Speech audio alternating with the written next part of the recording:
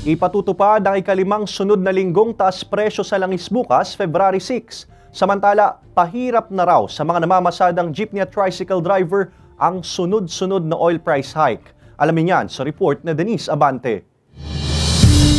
Panibagong taas presyo na naman sa mga produktong petrolyo ang sasalubong sa mga motorista bukas, February 6, Martes. Ito na ang ikalimang linggong sunod na taas presyo ngayong taon.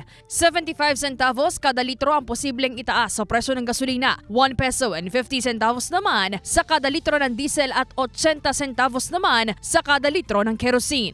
Sa mensaheng ipinadala ng Department of Energy, epekto pa rin ng panibagong oil price hike ang tensyon sa Red Sea sa kabila ng pagtaas ng supply sa Estados Unidos. Para sa tricycle driver na si Manny, matinding sakripiso at sugal sa oras na lang daw talaga ang kanyang ginagawa para kahit papaano naman ay may maiuwi pa rin kita sa pamilya sa kabila ng patuloy na pagtaas ng presyo sa mga produktong petrolyo. Hirap ng buhay, tsaga-tsaga na lang sa pasada, maghapon. Meron lang, kaya lang siguro konti lang, pambili lang siguro ng 1 kilong bigas. Gaya ni Manny, dumadaing na rin ang ilang jeepney drivers at motorista sa panibagong taas presyo sa langis. Patas na patas ang diesel. Siyempre, nahihirapan ako sa pag-diesel. Nagtsatsaga lang pagbiyahe.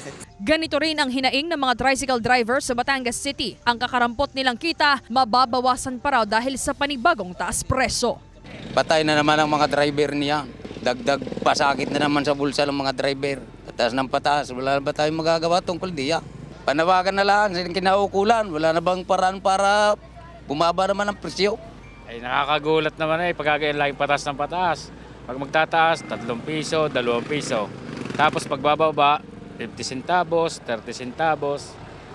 Nakakakuno sa laking bawas sa kinikita. Una nang sinabi ng Department of Energy na posible raw ang pagbaba sa presyo ng langis dahil sa global supply growth na makapagpapataas umano ng supply ng produktong petrolyo.